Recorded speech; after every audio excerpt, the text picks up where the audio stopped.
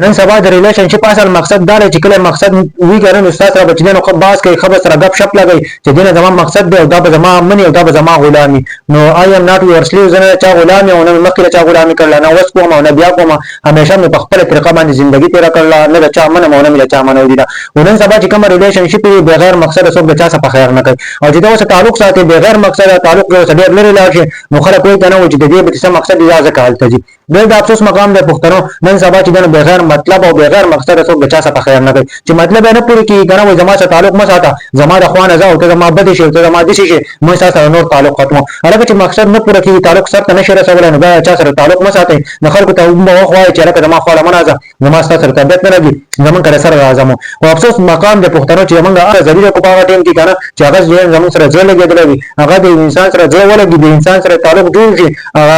ځل وای کنه چې تلاشه نو هغه پس تلاشه هغه ستاسو زده کوي کنه هغه مقصد نه پوره کیږي موږ خو نه چا مقصدونه مخکې پوره کړل نه اوس پوره کوو نه بیا پوره کوو او چې څومره پښتنو ته خاص دي چې تعلق نشي ساتل نو بیا چا تعلق مساتي نه چا خیال مساتي چې بیا خیال ساتي کنه نو بیا چې نو په ټول مزه لپاره بیا خیال ساتي دا کیسه باندې چې مقصد نه پوره کیږي رضا ټیک په دې ټیم کې چې تعلق ختم کا ژوندۍ ختمه زما ژوندۍ نه زما کمره زبسات نه درځم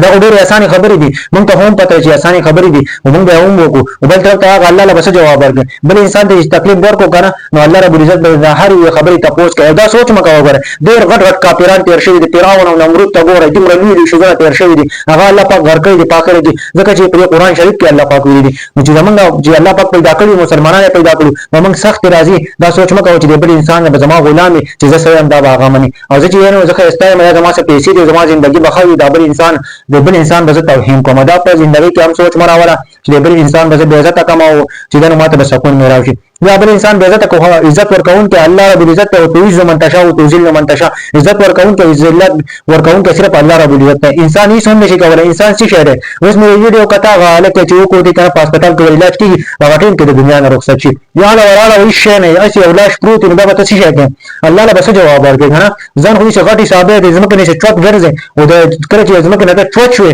الله پاک دې زمکه یخت کوي وره دا سوچ ګرځان چرته هم مکو په ژوند کې په ژوند کې دا سوچ ونه کوي چې بل انسان تاسو زما سنن ارسل ز بالکل پوره ما دا بل انسان چې دا په تکلیف کې دا په مصیبت کې الله پاک د نور په مصیبت کو واچي دا سوچ ته هم په ژوندۍ کې مکوي او ژوندۍ نه دا سوچونه وباسي چې د انسان سره په لار تللی نشي کنه د انسان ته په وخت وایي چې لکه د سره تعلق نه ساتو موږ د سره په لار نه شوتل او چې مقصد نه پوره کیږي ته د انسان سره تعلقات نه د غټه وجه د نن سبا خلکو کې زما ټول پښتنو ته دا خاص دي نه تعلقونه چا ساتي اعلان لای پیروي پښتنو او خو غنستلي خبره هر سړی ته کوي که روټي د کپکور کې ویم نه کنه روټي هم مخړې لکه ته شی بس کار اورځو د ورځې بس په صورت شکا و چر روټي خو ورته چاته چې نه چرته هم داسې مو وايي تعلقونه مالکونه ما ساتي نه سړی سره تعلق ساتي خا نه سړی سره تعلق ما ساتي نه نسلي خلکو سره چې تعلق ساتي کما د نسل خلک کنه دا به همیشه تعالی په اخر کې دې دا کوي چې مقصد نه پوره کیږي ډېر د افسوس مقام نه پښتنو ما تاسو ته خبرې وکړه په دې باندې ضرور عمل وکړئ ان شاء الله نیکسټ ویډیو کې به ملاوي الله پامان